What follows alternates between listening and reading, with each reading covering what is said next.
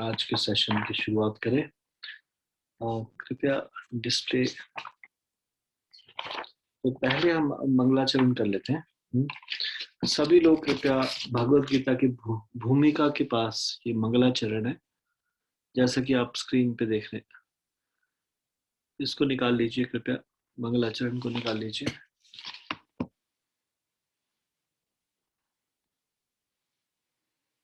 और सभी लोग मेरे साथ एक साथ ही पढ़िए।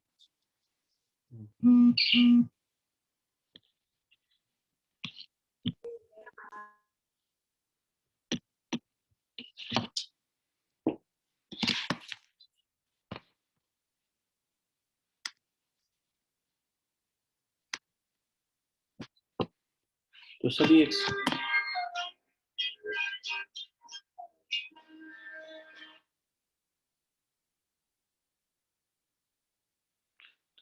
एक साथ पढ़ेंगे। ओम अज्ञानतिमिरान्धस्य ज्ञानाञ्जनशलाकया चक्षुरुन्मीलितं येन तस्मै श्रीगुरुवे नमः। श्रीचैतन्यमनोभीष्टं स्थापितं येन भूतले स्वयं रूपः कदा मह्यं ददाति स्वपदान्तिकम्। वन्देऽहं श्रीगुरोः श्रीयुतपदकमलं श्रीगुरून् वैष्णवांश्च श्रीरूपं सागरजातं सैगं तं सजीवं साद्वैतं सावधूतं परिजनसहितं कृष्णचैतन्यदेवं श्रीराधा कृष्णपादान् सैगं श्रीविशाखान्वितांश्च। हे कृष्ण करुणा सिंधु दीनबंधु जगतपते गोपेश गोपिकाकांत राधाकांत नमोस्तुते। तप्त कांचन गौरांगी राधे वृंदावनेश्वरी वृषभानुसुते देवी प्रणमामि हरिप्रिये। वाञ्छाकल्पतरुभ्यश्च कृपा सिन्धुभ्यैव च पतितानां पावनेभ्यो वैष्णवेभ्यो नमो नमः। जय श्री कृष्ण चैतन्य प्रभु नित्यानंद श्री अद्वैत गदाधर श्रीवासादि गौर भक्तवृंद। हरे कृष्ण कृष्ण कृष्ण हरे हरे, हरे राम राम राम हरे हरे। धन्यवाद।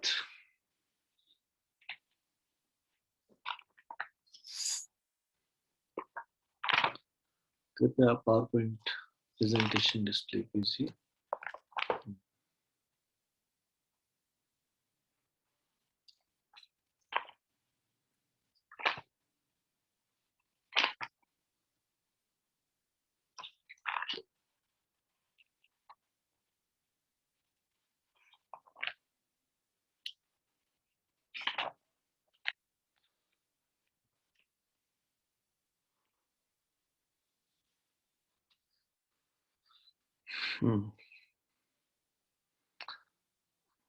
तो हम लोग आज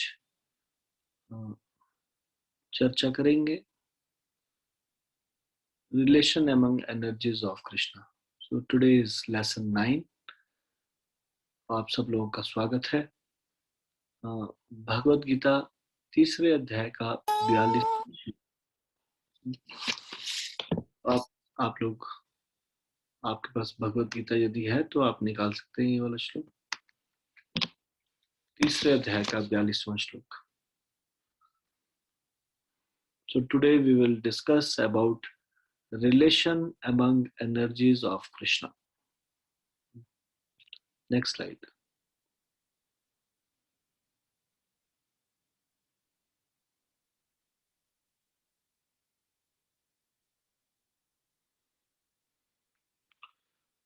So today we will understand about superiority among mind, intelligence and soul.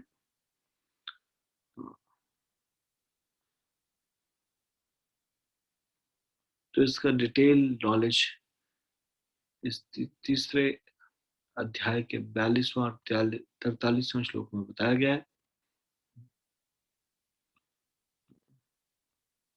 तो सबसे पहले मैटर, जड़ पदार्थ के बारे में बात करते हैं।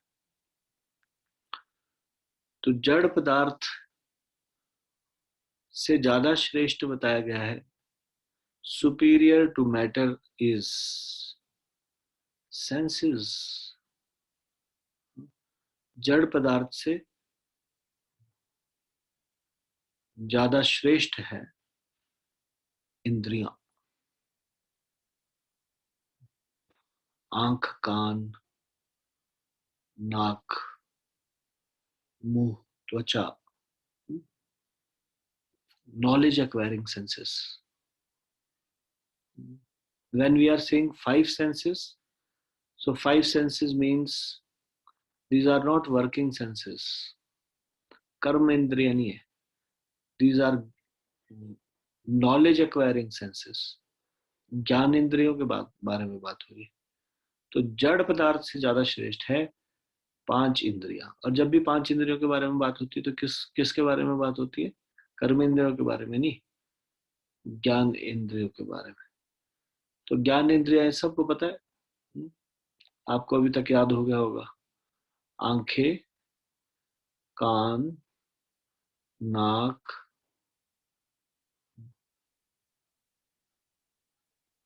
जिह्वा या फिर मुंह और त्वचा। इससे हमको नॉलेज मिलती है। These are the five senses, knowledge acquiring senses, ज्ञान इंद्रिय। So superior to matter is senses. जड़ पदार्थ से श्रेष्ठ क्या है?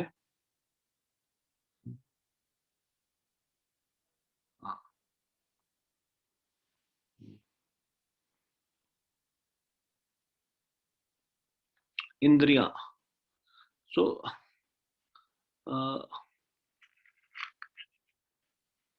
कई बार कर्मेंद्रियां भी लिखा होता है, पर mainly these are different senses. कई बार इनको कर्मेंद्रिय के रूप में ही बोला जाता है। ठीक है, next.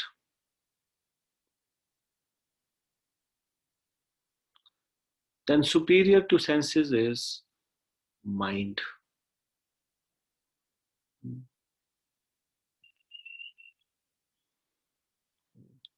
superior to senses is mind. So सबसे नीचे क्या है? जड़ इंद्रिया। जड़ इंद्रियों से श्रेष्ठ सबसे जड़ पदार्थ। सबसे नीचे क्या है? जड़ पदार्थ। जड़ पदार्थ से श्रेष्ठ क्या है? इंद्रियां। और इंद्रियों से श्रेष्ठ क्या है? मन। मन से भी श्रेष्ठ क्या है? तो मन से श्रेष्ठ है, नेक्स्ट स्लाइड, बुद्धि, intelligence.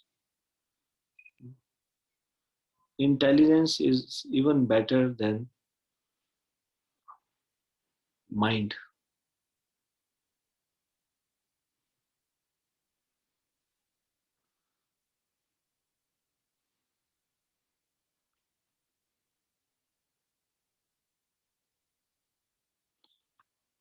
So this is the chronology.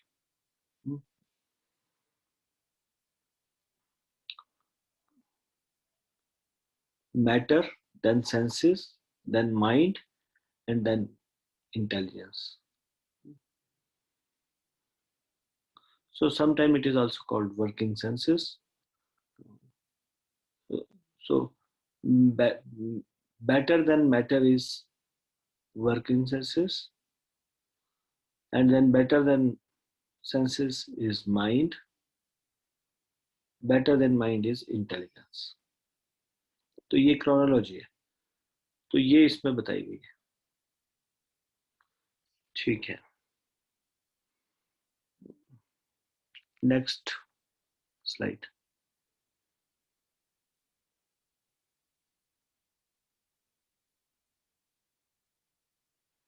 And then better than intelligence is soul.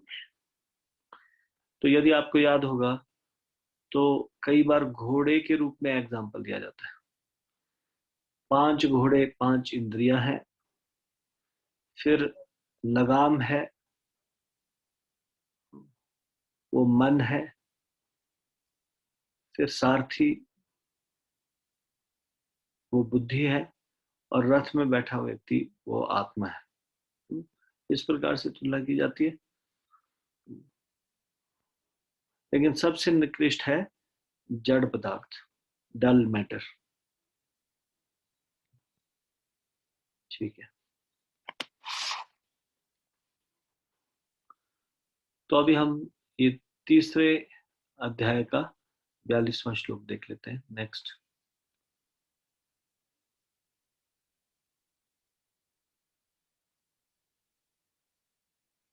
तो आप सब लोग मेरे साथ इसको दोहराएंगे। तो आप सब लोगों को अ, केवल विष्णु गौर प्रभु की आवाज सुनाई देगी, बाकी आप सब लोग रिपीट करेंगे मेरे पीछे।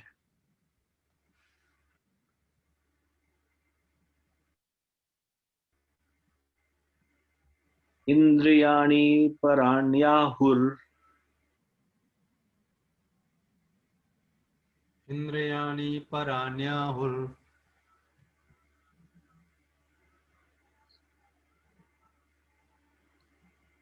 इंद्रियेभ्यः परं मनः। इन्द्रियेभ्यः परं मनः।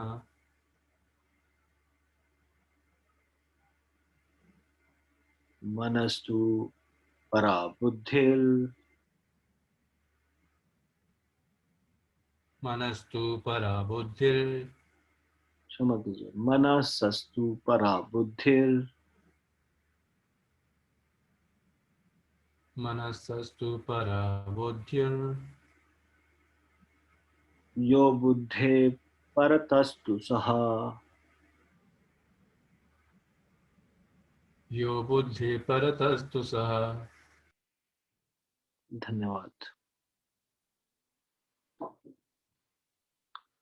कर्मेंद्रिय जड़ पदार्थ की अपेक्षा श्रेष्ठ है। मन इंद्रियों से बढ़कर है। बुद्धि मन से भी उच्च है, और वह यानी कि आत्मा, आत्मा के बारे में बात चल रही है, बुद्धि से भी श्रेष्ठ है।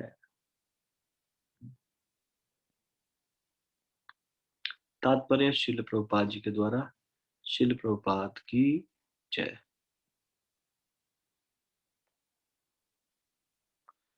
इंद्रियां काम के कार्यकलापों के विभिन्न द्वार हैं। काम मतलब लस्ट, या फिर इसका गहरा मतलब हमने समझा था कोई भी भौतिक इच्छा। Any material desire can be considered as lust. इंद्रियां काम के कार्यकलापों के विभिन्न द्वार हैं। काम का निवास शरीर में है, किंतु उसे इंद्रिय रूपी झरोखे प्राप्त हैं। अतः कुल मिलाकर इंद्रियां शरीर से श्रेष्ठ है।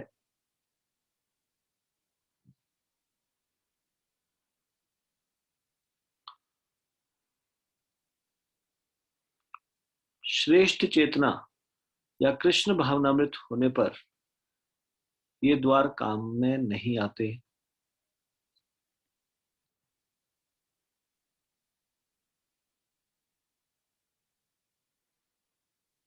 कृष्ण भावनामृत में आत्मा भगवान के साथ सीधा संबंध स्थापित करता है। अतः यहाँ पर वर्णित शारीरिक कार्यों की श्रेष्ठता परमात्मा में आकर समाप्त हो जाती है।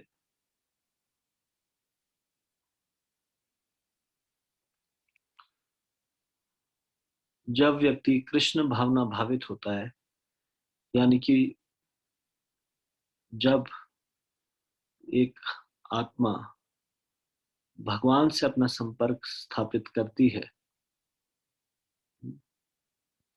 जब भगवत चेतना में होती है, तो उनका सीधा संपर्क भगवान से स्थापित होता है, भगवत चेतना में होने के कारण। श्रेष्ठ चेतना। कृष्ण भावनामृत का मतलब क्या है? कृष्ण की भावना का अमृत, यानी कि भगवत चेतना में रहना। भगवत चेतना में रहने को यहाँ कृष्ण भावनामृत कहा गया है।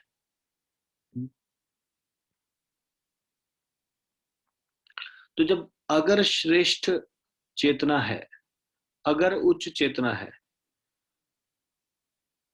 तो फिर हालांकि इंद्रियां बहुत पावरफुल है और ये भौतिक इच्छाओं का निवास स्थान है, it is a sitting place of lust, जैसे कि हमने पिछले हफ्ते लेसन 8 में पढ़ा था।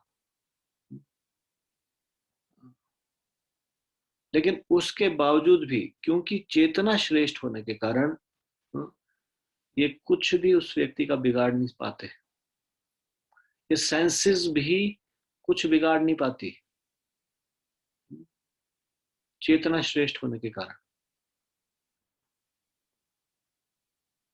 कृष्ण भावनामृत में आत्मा भगवान के साथ सीधा संबंध स्थापित करता है।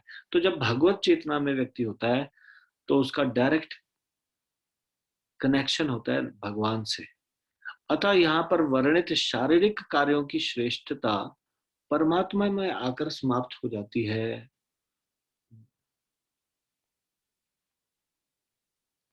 शारीरिक कर्म का अर्थ है इंद्रियों के कार्य, और इन इंद्रियों के अवरोध का अर्थ है सारे शारीरिक कर्मों का अवरोध।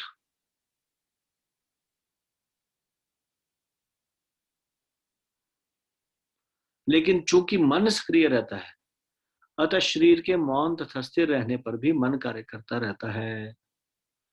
यथा स्वप्न के समय मन कार्यशील रहता है। अब देखिए क्यों कहा गया है कि इंद्रियों से ज्यादा श्रेष्ठ मन है। देखो जो तो डल मैटर है, body is a dull matter without senses, या इस संसार का भी जो जड़ पदार्थ है that is a dull matter, but senses is the place through which we can act.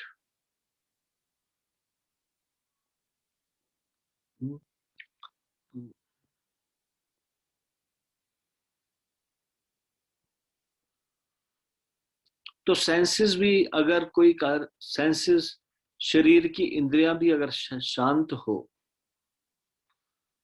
इंद्रियों के कार्य, अगर इंद्रियों के, यहां लिखा है इन इंद्रियों के अवरोध का अर्थ है सारे शारीरिक कर्मों का अवरोध। तो इन इंद्रियों के द्वारा ही तो सारे शारीरिक कर्म होते हैं। लेकिन मान लीजिए इंद्रियों का भी अवरोध हो, तब भी एक चीज सक्रिय रहती है, सारी इंद्रियां निष्क्रिय अवस्था में हो जाए तब भी एक चीज सक्रिय रहती है, वो है मन। इसलिए इंद्रिय से ऊपर है मन, क्योंकि इंद्रियों की निष्क्रियता पे भी सक्रिय रहने वाला है मन।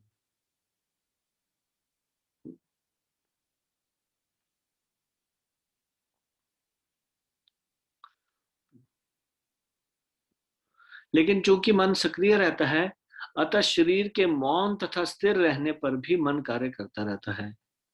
यथा स्वप्न के समय मन कार्यशील रहता है,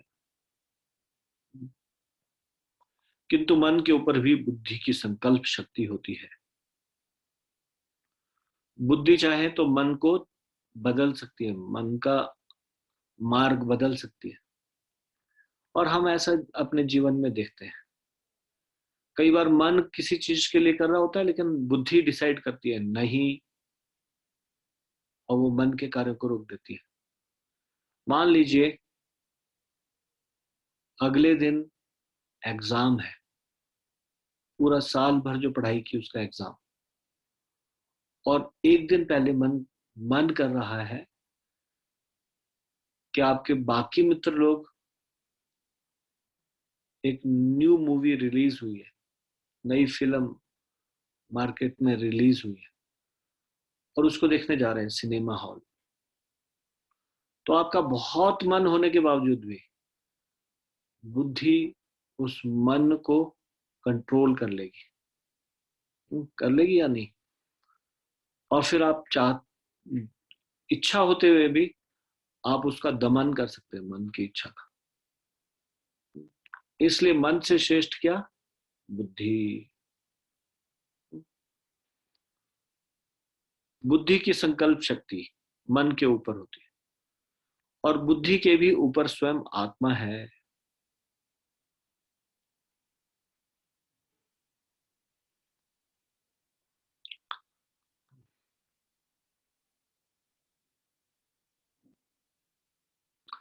अब अतः यदि आत्मा प्रत्यक्ष रूप में परमात्मा में रत रहे तो अन्य सारे अधीनस्थ यथा बुद्धि, मन तथा इंद्रिय स्वतः रत हो जाएंगे। कठोपनिषद में एक ऐसा ही अंश है जिसमें कहा गया है इंद्रिय विषय इंद्रियों से श्रेष्ठ है और मन इंद्रिय विषयों से श्रेष्ठ है। इंद्रिय विषय क्या होता है? जो जो इंद्रियों को ग्रहण करते हैं, जैसे कि देखना, सुनना।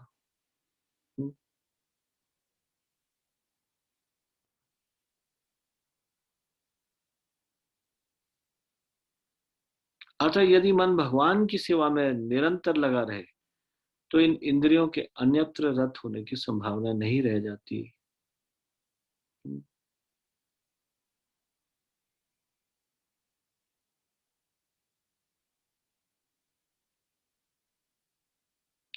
यदि मन भगवान की सेवा में निरंतर लगा रहता है तो इन इंद्रियों के अन्यत्र रत होने की संभावना नहीं रह जाती। तो देखिए, हमने आत्मा और परमात्मा के बारे में पहले पढ़ा। आत्मा क्या है? भगवान का अंश है, part and parcel of lord. Soul is part and parcel of lord. आत्मा भगवान का अंश है। अंश है हमेशा अंशी की सेवा में के लिए बना होता है।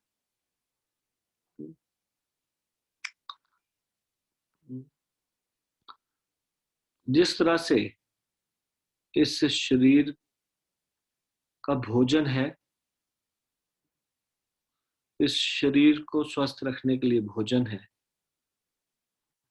अन्न इत्यादि, फल इत्यादि, वैसे ही एक आत्मा का भी भोजन है जिससे आत्मा संतुष्ट रहती है, और है वो है भगवत चेतना, भगवत भक्ति। और आत्मा यदि रत हो जाए परमात्मा में तो ये सब के सब कंट्रोल में आ जाते हैं। बुद्धि, मन और इंद्रिया ये स्वतः रत हो जाते हैं।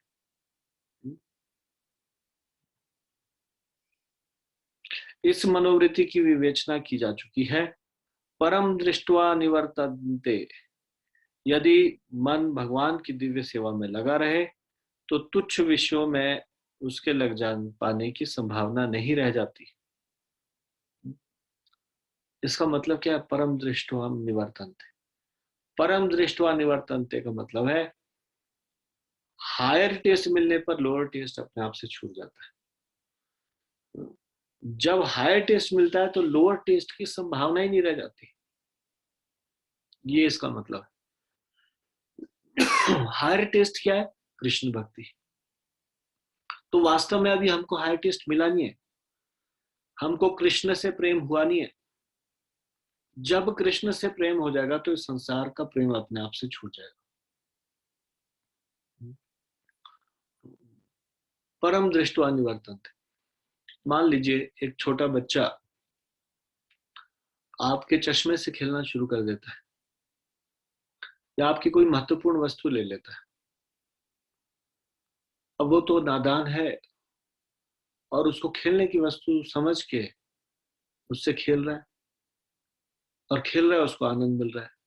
आपको मालूम है ये चश्मा टूट सकता है। तो आप अगर केवल उससे चश्मा छुड़ाना चाहोगे तो फिर तो वो रोएगा, जिद करेगा। लेकिन एक और बुद्धिमानी वाला तरीका है, आप उसको कुछ और आकर्षक चीज पकड़ाओगे जिसके कारण उसका वो आपके लिए महत्वपूर्ण चीज है चश्मा, उसको छोड़ के उस नए खिलौने से खेलना शुरू कर देगा। बिल्कुल ठीक इसी प्रकार से मन को अभी ये संसार की चीजें आकर्षक लग रही है, आप इस मन से इस संसार की चीजों को छुड़ाना चाहेंगे तो मन रेजिस्ट करेगा। लेकिन जैसे ही मन को कुछ बेटर चीज मिल जाएगी तो जिसको ज्यादा आकर्षक लगने लग जाएगी, तो फिर ये कम आकर्षक चीज को छोड़ देगा। तो मन का स्वभाव है, ये मन हमेशा सुख की ओर भागता है। प्रॉब्लम ये है कि जहां सुख है नहीं वहां इसको सुख दिखाई दे रहा है, इसलिए वहां पे भाग रहा है। संसार में के पीछे भाग रहा है जहां पे सुख नहीं है।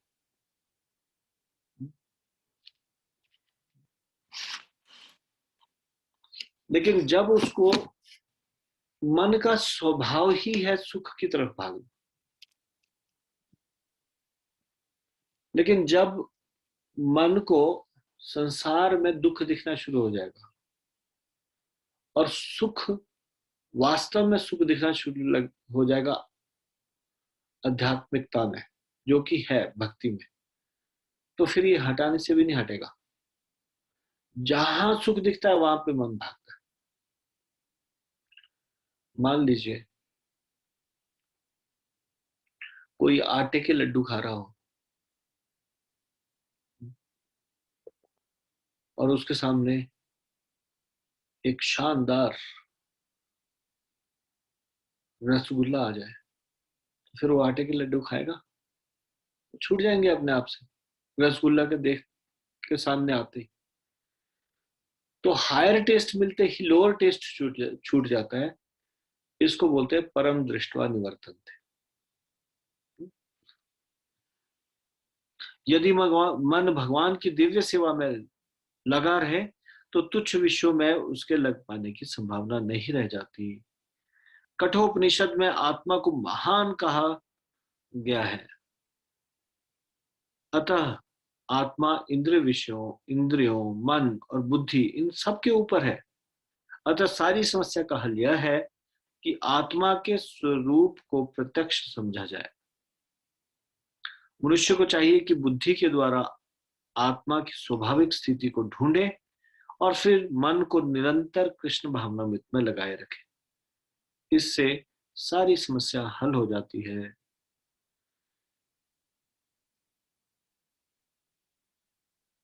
जीवेर स्वरूप हुए कृष्णेर नित्यदास। आत्मा का वास्तविक स्वरूप क्या है? ये परमात्मा का अंश है, परमात्मा का दास है। तो बुद्धि का क्या क्या कार्य होना चाहिए? वो आत्मा की स्वाभाविक स्थिति को ढूंढे और फिर मन को निरंतर कृष्ण भावना में लगाए रखे। इससे सारी समस्या हल हो जाती है। सामान्यतः नव दीक्षित आध्यात्मवादी को इंद्रिय विषयों से दूर रहने की सलाह दी जाती है, किंतु इसके साथ साथ मनुष्य को अपनी बुद्धि का उपयोग करके मन को सशक्त बनाना होता है।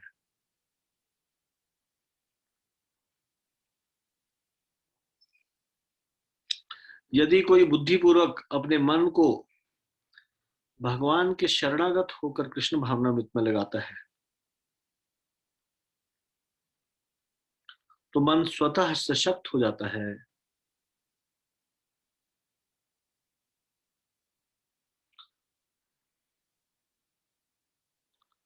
और यद्यपि इंद्रियां सर्प के समान अत्यंत बलिष्ठ होती है, किंतु ऐसा करने पर वे दंत विहीन सांपों के समान अशक्त हो जाएगी। यद्यपि आत्मा, बुद्धि, मन तथा इंद्रियों का भी स्वामी है, आत्मा इन तीनों का, बुद्धि, मन और इंद्रियों का भी स्वामी है, तो भी जब तक इसे कृष्ण की संगति द्वारा कृष्ण भावनामृत में सुदृढ़ नहीं कर लिया जाता, तब तक चलायमान मन के कारण नीचे गिरने की पूरी पूरी संभावना बनी रहती है।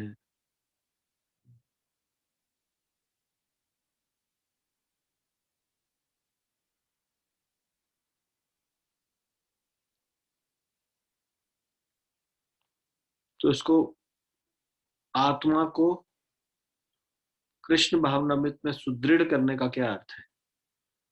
इसका अर्थ है कि पूरी तरह से इंद्रियों को, मन को, बुद्धि को भगवान की सेवा में जब लगा लेंगे, तब उसके बाद फिर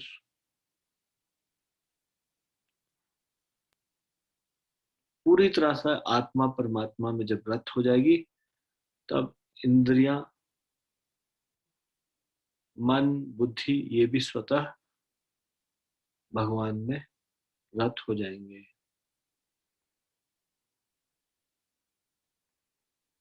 तो ये तरीका है। बुद्धि, मन और इंद्रियों को भगवान की सेवा में लगाना होगा।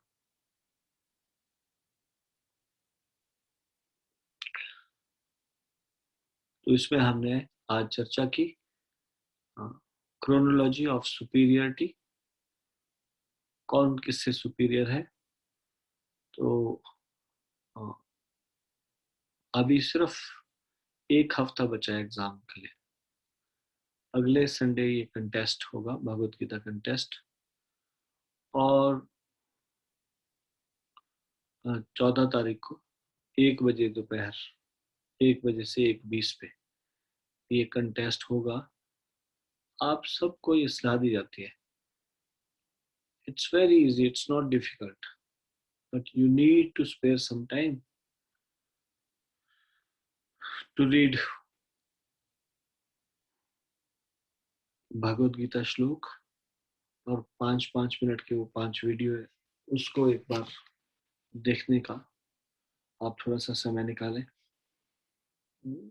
आई just want to know for my knowledge, आप में से कितने लोगों ने वो जो 5 वीडियो अपलोड हुए हैं, 5 वीडियोस 5-5 मिनट के, उनको देखा है? कृपया हाथ खड़ा कीजिए। आप पार्टिसिपेंट्स स्क्रीन पे कहीं भी टच करेंगे, नीचे पार्टिसिपेंट्स आएगा, पार्टिसिपेंट्स को टच करेंगे, आपका नाम सबसे ऊपर आएगा, उसको क्लिक करके रेज हैंड कर सकते हैं। Kindly raise your hand. आप स्क्रीन में कहीं पे भी टच कीजिए, तो फिर वहां पे पार्टिसिपेंट्स नीचे लिखा आएगा, पार्टिसिपेंट को क्लिक करके सबसे ऊपर आपका नाम आएगा, उस पर क्लिक करके रेज हैंड का ऑप्शन आएगा। I just want to know how many of you, आप में से कितने लोगों ने वो 5 वीडियोस देखे, 5-5 मिनट के?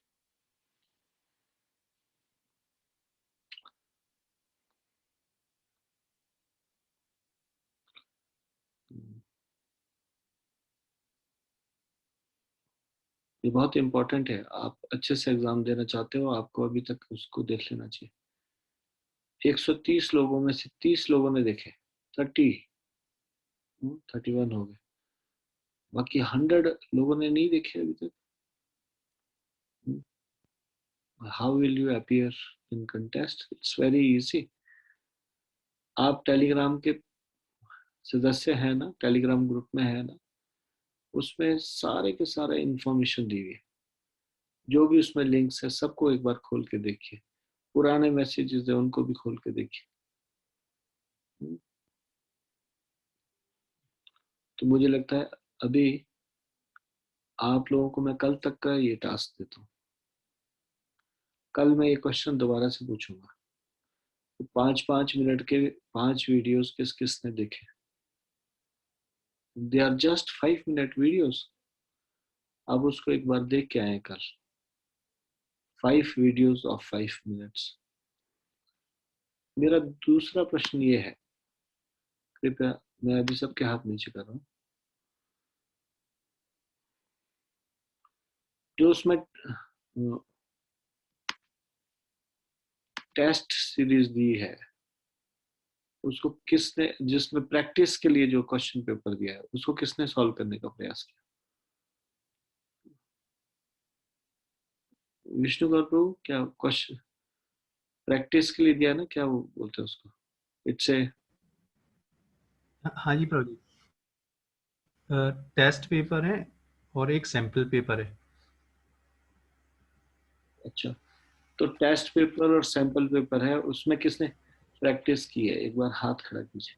क्योंकि अगर आप वो प्रैक्टिस करेंगे तो आप अच्छे से आप एग्जाम में बैठेंगे, आपको एकदम पूरा आइडिया हो जाएगा किस तरह से क्वेश्चन पेपर आएगा और किस प्रकार का मार्किंग स्कीम है, ये पता होना बड़ा जरूरी है। कुछ महत्वपूर्ण प्रश्न है, उसको उसमें एकदम से काफी ज्यादा मार्क्स है। मार्किंग स्कीम समझना, ये सारा का सारा, ये जितने भी लिंक्स है, अभी तक टेलीग्राम ग्रुप में जितने भी उसमें पुरानी पोस्ट है, जितने भी लिंक्स है, उन सबको एक बार देखो। उस वेबसाइट उसको देखिए जहाँ पे वो सैंपल क्वेश्चन पेपर है, टेस्ट क्वेश्चन पेपर है, उसका सिलेबस है, उसको देखिए अच्छे से। उसको अभी ज्यादा टाइम थोड़ी नहीं बचा है आपके पास। You have only 1 week. 14 तारीख को 1 बजे वो एग्जाम वो खुल जाएगा, क्वेश्चन आंसर, और 1:20 पे वो बंद हो जाएगा। तब तक जितने क्वेश्चन आपने अटेम्प्ट किए, एनफ टाइम है करने के लिए, आप आराम से कर सकते हो उसको। 20 मिनट्स में आपको सारे क्वेश्चन करने हैं। ठीक है, मैं सबके हाथ नीचे कर रहा हूँ। आपका कोई एग्जाम से रिलेटेड कोई question?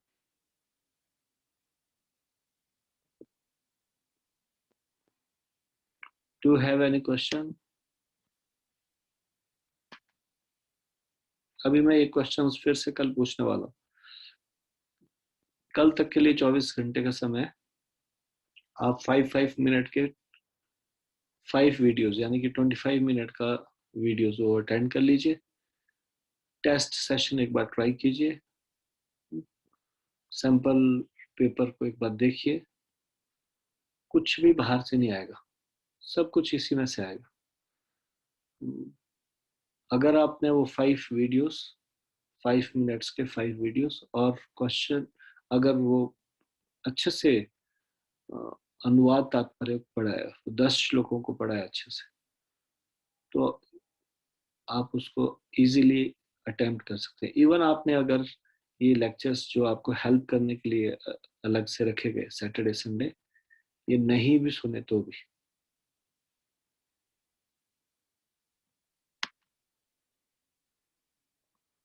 So any question regarding this, या आज जो हमने चर्चा की उससे रिलेटेड आपका कोई क्वेश्चन है तो कृपया हाथ खड़ा कीजिए।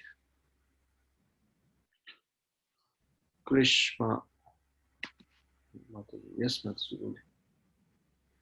हरे कृष्णा प्रभु जी। हरे कृष्णा।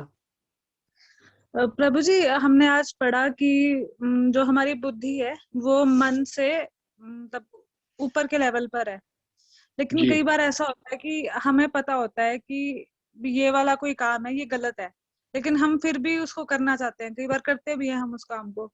तो फिर हाँ, उस चीज में कैसे कंट्रोल? इसलिए ऐसा बताया गया है। अर्जुन उवाच, अर्जुन कहते हैं भगवत गीता में श्लोक है, चंचलम ही मना कृष्ण प्रमाथि बलवदृढ़ तस्याम निग्रहम मन्ये वायुरिव सुदुष्करम। तो क्वेश्चन पूछते हैं, हे कृष्ण, चंचलम ही मनः कृष्ण, हे कृष्ण ये मन बहुत ज्यादा चंचल है। प्रमाथि मतलब पागल, बलवदृढ़ मतलब बहुत बलवान, बलवद मतलब बहुत बलवान, दृढ़ मतलब बहुत दृढ़। चंचलम ही मनः कृष्ण प्रमाथि बलवदृढ़ तस्याम निग्रहम मन्ये, इसको वश में करना मैं वायुरिव दुष्करम, वायु को कंट्रोल करने से भी मुश्किल समझता हूँ। यानी कि वायु को भी मैं कंट्रोल में कर लूंगा, वायु को भी कंट्रोल में कर सकता हूँ, पर इस मन को कंट्रोल में करना बड़ा मुश्किल है। फिर कृष्ण भगवान इसका उत्तर देते हैं और वो कहते हैं, भगवत गीता में बताया गया, भगवान उवाच असंशय महाबाहो मनो दुर्निग्रहं चलम अभ्यासेन तु कौन्तेय वैराग्येण च गृह्यते। अब ये कल का श्लोक है, इसको इसलिए अभी डिस्कस नहीं करूंगा। फिर वो तरीका बताते हैं कैसे मन को कंट्रोल में किया जा सकता है। ये जो 10th लेसन है वो यही है। तो आपने ये प्रश्न पूछा मुझे, तो इससे आपने मुझे मौका दिया कि मैं एडवर्टाइजमेंट कर सकूं कि कल की क्लास किस चीज के ऊपर होने वाली। ठीक है, तो हाँ ये जो जी, शुक्रिया। ये प्रश्न पूछा है अर्जुन ने, उसका आंसर है ये जो हम कल डिस्कस करने वाले हैं। और दूसरी चीज ये, मनुष्य कितना छोटा सा होता है हाथी के सामने, शेर के सामने। लेकिन कई बार अगर ऐसा बोला जाए कि मनुष्य बहुत श्रेष्ठ है, वो हाथी से भी श्रेष्ठ है, हाथी को भी कंट्रोल में कर सकता है, शेर को भी कंट्रोल में कर सकता है। फिर अगर आप पूछो कि एकदम से दोनों को छोड़ दीजिए आमने सामने, देखिए जरा कौन किसको कंट्रोल करता है। तो शेर ही जीत जाएगा ना, वो हमेशा खा जाएगा उसको। लेकिन अगर वो प्लान करे तो शेर की बुद्धि क्या है, कितने शेरों को आदमी कंट्रोल कर सकता है। और जू में हम देखते हैं कंट्रोल करते हैं। जब कोई नरभक्षी हो जाता है शेर, तो मारा जाता है मनुष्य के हाथों से। अगर कोई शेर पागल हो जाए, आदमियों को खाना शुरू कर दे, इसका मतलब आदमी श्रेष्ठ है। ऐसे तो नहीं कहा जा सकता कि शेर ज्यादा श्रेष्ठ है मनुष्य से। वैसे ही मन कितना भी बड़ा हाथी के समान बलवान हो, लेकिन मनुष्य बुद्धिमान होने के कारण, उसमें इंटेलिजेंस होने के कारण वो उसको कंट्रोल कर सकता है। वैसे ही मन चाहे हाथी के समान बलवान क्यों ना हो, इंटेलिजेंस उसको कंट्रोल कर सकती है मन को। ठीक है, कभी कभी मन इतना हावी हो जाता है, बलवान हो जाता है कि बुद्धि की बात को नकार देता है। तो ये सीखना पड़ेगा हमको, किस प्रकार से बुद्धि से कंट्रोल किया जा सकता है। हाँ, बुद्धि धरी की धराई रह जाती है। कई बार हमको ज्ञान रहता है कि ये गलत है, फिर भी हमको लगता है कि हमको जैसे बलपूर्वक लगाया जा रहा है। एक अर्जुन कृष्ण से कहते हैं, हे कृष्ण, कई बार मुझे ऐसा लगता है जैसे मुझे बलपूर्वक इन पाप कार्यों में लगाया जा रहा है। मतलब मैं नहीं करना चाहता और मुझे मालूम है ये नहीं करना चाहिए, फिर भी मुझे लगता है कि मुझे क्यों कोई जबरदस्ती इन कार्यों में लगा रहा है। तो फिर कृष्ण भगवान उसका उत्तर देते हैं, वास्तव में तो हम ही हैं जो तीनों गुणों को अर्जित करते हैं, सतोगुण, रजोगुण, तमोगुण। और ये सतोगुण, रजोगुण और तमोगुण को अर्जित करके ये तीनों गुण हमको कठपुतली की तरह नचाते हैं। हम सोचते हम कर रहे हैं, ये गुण हमको बाध्य करते हैं ऐसे कार्य करने के लिए। प्रभु जी, ये गुण क्या चीज है? ये गुण है, प्रकृति के 3 गुण है, सतोगुण, रजोगुण और तमोगुण। ठीक है, हम इन 3 गुणों में, हमारे अंदर तीनों गुणों की स्पर्धा चलती रहती है। कभी सतोगुण हावी हो जाता है, कभी रजोगुण हावी हो जाता है, कभी तमोगुण हावी हो जाता है। तो हमको जानना पड़ेगा कैसे हम सतोगुणों तक उठे। सतोगुण में हम सही चीज को सही चीज समझते हैं, गलत को गलत चीज समझते हैं। रजोगुण में हम कंफ्यूज रहते हैं, what is right, what is wrong. तमोगुण में हम गलत चीज को सही समझते हैं, सही चीज को गलत समझते हैं। सतोगुण, रजोगुण, तमोगुण के ऊपर बहुत डिटेल में अगर क्लास ले तो वो घंटे भर में करेंगे डिस्कस, तब भी पूरा नहीं होगा। तो जब हम भगवत गीता के को थॉरोली स्टडी करेंगे आफ्टर दिस, जैसे ये प्राइज डिस्ट्रीब्यूशन हो जाएगा, नेक्स्ट 14th को एग्जाम होगा, 21 को प्राइज डिस्ट्रीब्यूशन होगा, नेक्स्ट वीक से फिर हमारा रेगुलर भगवत गीता की पढ़ाई शुरू हो जाएगी, उसी 21st के बाद से। तो जैसे ही भगवत गीता की पढ़ाई शुरू हो जाएगी रेगुलरली, उसमें ये डिटेल में आएगा हम, जिसमें सतोगुण, रजोगुण, तमोगुण कैसे अर्जित किए जाते हैं। फॉर एग्जाम्पल मैं आपको बताता हूँ, जो लोग रात को देर तक जागते हैं वो तमोगुण को अर्जित करते हैं, जो सुबह जगह एक्टिव रहते हैं वो सतोगुण अर्जित करते हैं। जो दुर्गंध सड़ा हुआ खाना खाते हैं वो तमोगुण अर्जित करते हैं। जो सात्विक भोजन करते हैं, फल सब्जी इत्यादि, वो सतोगुण अर्जित करते हैं। तो इसको डिटेल में बाद में हम समझेंगे। ठीक है, हाँ जी प्रभु जी, शुक्रिया प्रभु जी। धन्यवाद। और किसी का कोई प्रश्न कृपया हाथ खड़ा कीजिए।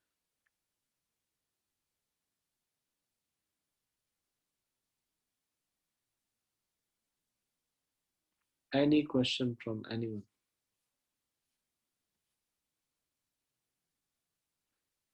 आज जो डिस्कस किया उससे या आपका कोई प्रश्न हो?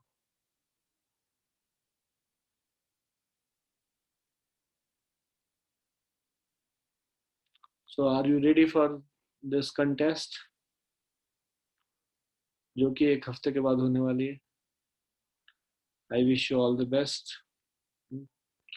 You can be one of the winner. इसमें तो बहुत सारे prizes हैं. There are 75 consolation prizes. If you cannot come first, if you cannot get first prize, second prize, third prize, then there are 75 consolation prizes. ये सारा का सारा depend करेगा आप आंसर कैसे देते हो. इसमें आंसर में नेगेटिव मार्किंग भी है. विष्णु बाबू, नेगेटिव मार्किंग है इसमें ना? अनम्यूट कीजिए. हाँ जी प्रभु जी, वो टेस्ट पेपर में नोट. ठीक है, वो टेस्ट आप पेपर उसको भी समझना पड़ेगा. मार्किंग मेरे से स्कीम सब कुछ लिखा समझनी हुआ है. पड़ेगी. आप अगर किसी का आंसर नहीं आता तो आप उसको ऐसी तुक्का नहीं मार सकते इसमें. या तो आपको अच्छे से आता है आंसर या अच्छे से नहीं आता. तो अच्छे से आता है तो आपके मार्क्स बढ़ेंगे और खराब करते हैं, गलत करते हैं आंसर तो घटेंगे. और अगर इक्वल मार्क्स आ जाते हैं दोनों के, कोई दो लोगों के, तो जिसने कम समय में किया होगा उसको प्राइज मिलेगा.